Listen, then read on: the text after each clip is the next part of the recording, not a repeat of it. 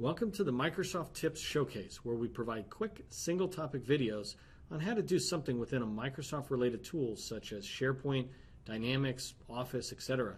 These tips are brought to you by SV MacPack, a certified veteran-owned and hub-zone consulting firm supporting primarily the U.S. federal government. In support of our customers' need to maximize the value of the tools they currently invest in, we started creating related videos. We hope these videos help you as well. In this video, you'll learn how to add a new column to your document library. We move quickly to keep the video short, but don't worry, if you don't get it the first time, you can watch the video again to really understand this lesson. Let's start by opening a document library. I'm going to open Project Files, and then we'll go to the Library tab, which opens the Library ribbon. Across the Library ribbon, we'll get to the Settings command group and click on Library Settings. To create a new column, you come down below the columns that exist to the Create Column link. We're going to go ahead and click on it and create a column.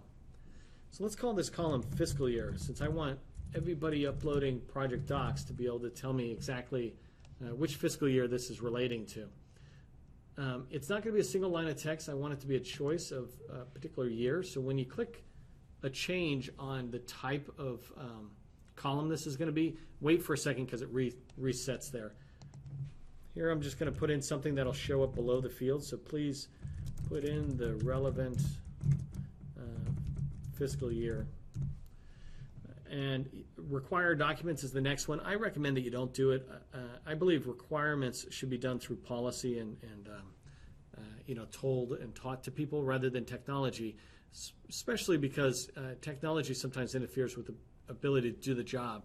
If you were trying to bulk upload and you had required columns but you didn't have that data, there could be some challenges that your users would face. It frustrates them.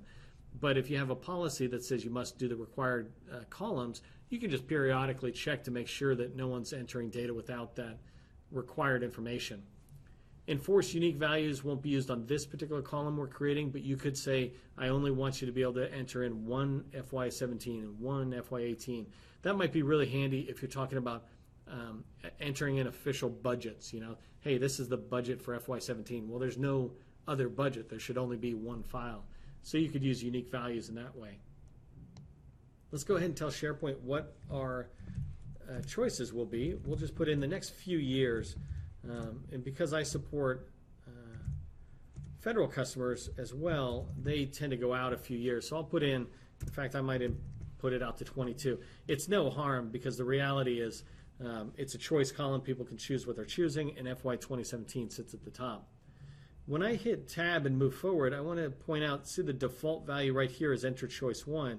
If I hit the Tab column and move to Display Choice Settings, it automatically changes the default for me, and I'll leave it that way because I want people to be entering that in, but you can always just take it out, and now the default value is blank, which is forcing people to choose their own value. That's pretty important. So you can decide how you want to display the choices that are there. Drop-down's a really natural one for things like fiscal year where you're selecting only one thing. A radio button might be more logical to use when you've got something you want people to kind of see and they're related and they kind of bounce them off each other. Fiscal year is just choosing 17 or 18, that's it. But and then the last one is checkboxes if you want multiple values. So you might say this relates to 18 and 19, and people will have that, so we do checkboxes. And what happens is all those choices line up underneath the field name, and it allows people to be able to choose multiple values. Allow fill-in choices. I tend not to like that really at all, but certainly not in here.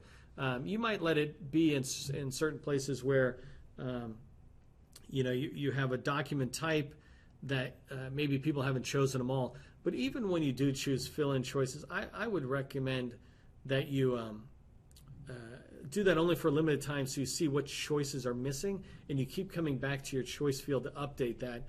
And at some point you should no longer be needing fill-in choices because choices tend to be more standardization that you're enforcing or hoping to enforce throughout your organization.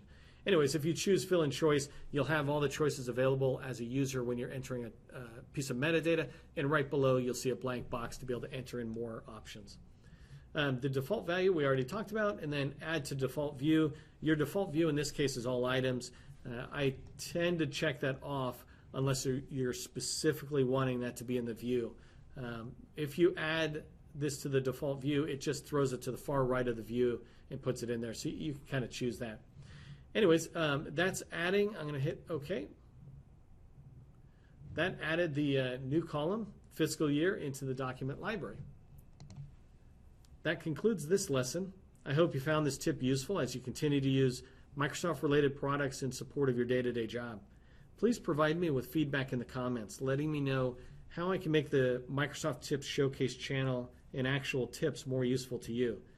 Feel free to suggest tips that we can create for you, and we'll get them on the schedule as well. Finally, if you found this tip helpful, please share it with others. I'm your host, Neil McDonald with SV MacPack. I thank you for joining me today and hope you'll join me again for other tips.